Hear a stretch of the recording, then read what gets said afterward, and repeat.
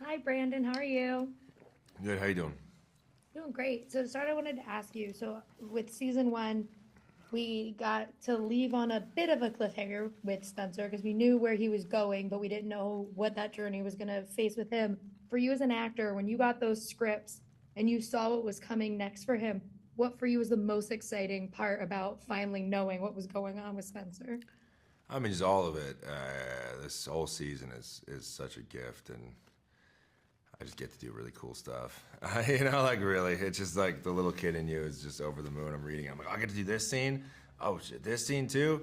Man, this is gonna be fun. The hardest part was just sitting on it for 6 months because I had them for a long time and it would sit on my shelf, and I didn't want to look at it too much because I didn't want to, exhaust it. But yeah, I was just like over the moon.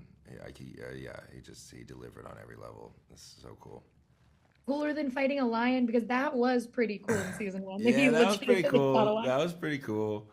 Yeah, yeah.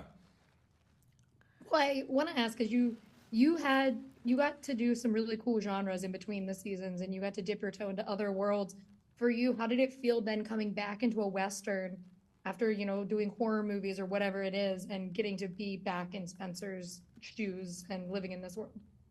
Oh, it was the best feeling. I love it so much. It's my favorite thing, and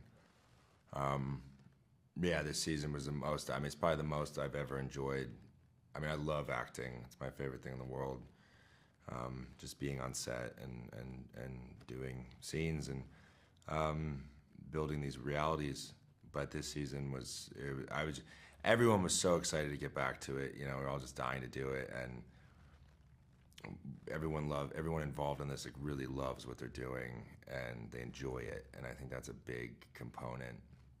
Even if it's heavy and it's hot or it's cold or whatever the thing is, like I just enjoy the hell out of it, and you could see that when you could see that in it when you watch anything. You could tell when people are enjoying it and when they're just kind of doing it, and even Mhm. if it's something very heavy and emotional, you can still enjoy those things. And I couldn't wait to get back and do it, and I just had the best time the whole season.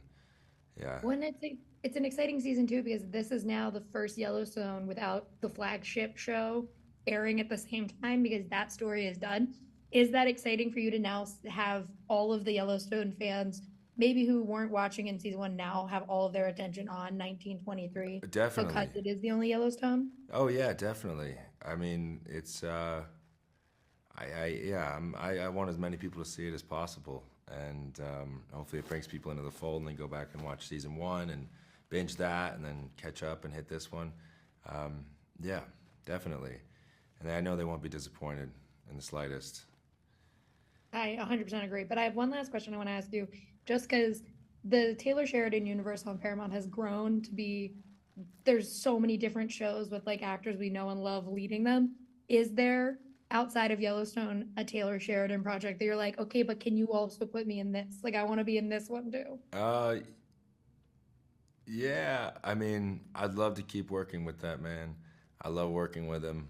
Um, I get his tone really well, and I understand what he's trying to do and his vision. And I'm eternally grateful to him for picking me out of the weeds and putting me in this role. And yeah, I'd love to keep working with him. Absolutely. Well, I can't wait for everyone to get to see season two of 1923. It always makes me happy to see you in things. Like, I can't wait for a drop. I'm so Oh, excited. thanks. And so, thank you for talking with me today. I really appreciate it. Of course. Yeah, thank you so much. Have a great Bye. one.